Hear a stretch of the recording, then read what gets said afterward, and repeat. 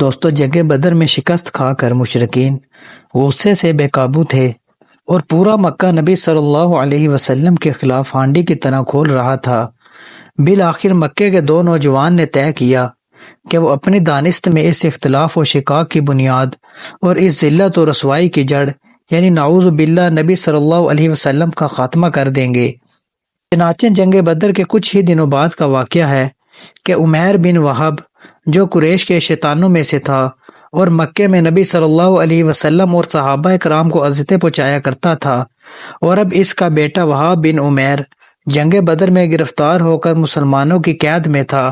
عمیر نے ایک دن صفوان بن امیہ کے ساتھ حطیم میں بیٹھ کر گفتگو کرتے ہوئے بدر کے کنویں میں پھینکے جانے والے مقتولوں کا ذکر کیا۔ اس پر صفوان نے کہا کہ خدا کی قسم ان کے بعد جینے میں کوئی لطف نہیں۔ جواب میں عمیر نے کہا کہ خدا کی قسم تم سچ کہتے ہو، اگر میرے اوپر قرض نہ ہوتا جس کی ادائیگی کے لیے میرے پاس کچھ نہیں، اور اہل عیال نہ ہوتے جن کے بارے میں اندیشہ ہے کہ میرے بعد ضائع ہو جائیں گے، تو میں سوار ہو کر محمد کے پاس جاتا اور اسے قتل کر ڈالتا، کیونکہ میرے لیے وہاں جانے کی ایک وجہ موجود ہے، میرا بیٹا ان کے ہاں قید ہے۔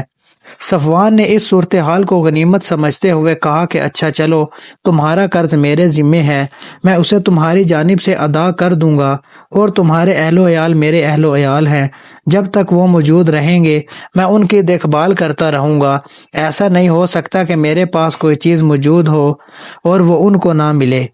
دوستو، عمیر نے کہا کہ اچھا تو اب میرے اور اپنے اس معاملے کو صیغہ راز میں رکھنا۔ صفوان نے کہا کہ ٹھیک ہے، میں ایسا ہی کروں گا۔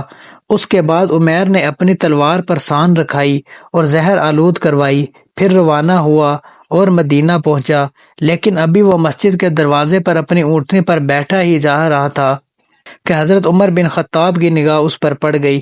وہ مسلمانوں کی ایک جماعت کے درمیان جنگ بدر میں اللہ کے عطا کردہ اعزاز و اکرام کے متعلق باتیں کر رہے تھے۔ انہوں نے دیکھتے ہی کہا کہ یہ اللہ کا دشمن عمیر کسی برے ہی ارادے سے آیا ہے۔ پھر انہوں نے نبی صلی اللہ علیہ وسلم کی خدمت میں حاضر ہو کر عرض کیا کہ اے اللہ کے نبی، یہ اللہ کا دشمن عمیر اپنی تلوار حمائل کیے آیا ہے، آپ نے فرمایا کہ اسے میرے پاس لے آؤ۔ عمیر آیا تو حضرت عمر نے اس کی تلوار کے پرتلے کو اس کے گلے کے پاس سے پکڑ لیا اور انصار کے چند افراد سے کہا کہ تم لوگ رسول اللہ کے پاس جاؤ اور وہیں بیٹھ جاؤ، اور آپ کے خلاف اس خبیث کے خطرے سے چوکنا رہو، کیونکہ یہ قابل اطمینان نہیں۔ اس کے بعد وہ عمیر کو اندر لے گئے۔ رسول اللہ نے جب یہ کیفیت دیکھی کہ حضرت عمر اس کی گردن میں اس کی تلوار کا پرتلا لپیٹ کر پکڑے ہوئے ہیں، تو فرمایا کہ عمر اسے چھوڑ دو اور عمیر تم قریب آ جاؤ۔ اس نے قریب آ کر کہا کہ آپ لوگوں کی صبح بخیر ہو۔ اس پر نبی صلی اللہ علیہ وسلم نے فرمایا کہ اللہ تعالیٰ نے ہمیں ایک تحیہ سے مشرف کیا ہے جو تمہارے اس تحیہ سے بہتر ہے، یعنی سلام سے، جو اہل جنت کا تحیہ ہے۔ اس کے بعد آپ نے فرمایا کہ اے عمیر تم کیوں آئے ہو؟ اس نے کہا کہ یہ قیدی جو آپ لوگوں کے قبضے میں ہے اس کے لیے آیا ہوں، آپ لوگ اس کے بارے میں احسان فرما دیجئے۔ آپ صلی اللہ علیہ وسلم نے فرمایا پھر یہ تمہاری گردن میں تلوار کیوں ہے؟ اس نے کہا کہ اللہ ان تلواروں کا برا کرے کہ یہ ہمارے کچھ کام نہ آ سکی۔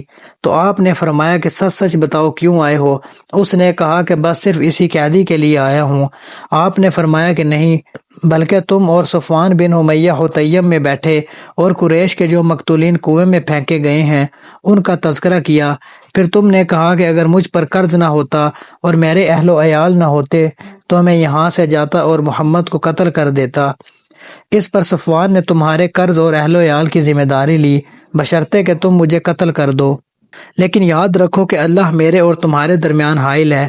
عمیر نے کہا کہ میں گواہی دیتا ہوں کہ آپ اللہ کے رسول ہیں۔ اے اللہ کے رسول، آپ ہمارے پاس آسمان کی جو خبریں لاتے تھے اور آپ پر جو وحی نازل ہوتی تھی اسے ہم جھٹلا دیا کرتے تھے، لیکن یہ تو ایسا معاملہ ہے جس میں میرے اور صفوان کے سوا کوئی موجود نہ تھا، اس لیے واللہ مجھے یقین ہے کہ یہ بات اللہ کے سوا اور کسی نے آپ تک نہیں پہنچائی۔ بس اللہ کی حمد ہے جس نے مجھے اسلام کی ہدایت دی اور اس مقام تک ہانک کر پہنچایا۔ پھر عمیر نے کلمہ حق کی شہادت دی اور رسول اللہ نے صحابہ کرام کو مخاطب کر کے فرمایا کہ اپنے بھائی کو دین سمجھاؤ، قرآن پڑھاؤ اور اس کے قیدی کو آزاد کر دو۔ دوستو، ادھر صفوان ان لوگوں سے کہتا پھر رہا تھا کہ یہ خوشخبری سن لو کہ چند ہی دنوں میں ایک ایسا واقعہ پیش آئے گا جو بدر کے مصائب بلوا دے گا۔ ساتھ ہی وہ آنے جانے والوں سے عمیر کی بابت پوچھتا بھی رہتا تھا۔ بالآخر اسے ایک سوار نے بتایا کہ عمیر مسلمان ہو چکا ہے۔ یہ سن کر صفوان نے قسم کھائی کہ اسے بھی کبھی بات نہیں کرے گا اور نہ کبھی اسے نفع پہنچائے گا۔ ادھر عمیر نے اسلام سیکھ کر مکے کی راہ لی اور وہیں مقیم رہ کر اسلام کی دعوت دینا شروع کی۔ ان کے ہاتھ پر بہت سے لوگ مسلمان ہوئے۔ اللہ ہم سب کا حامی و ناصر ہو۔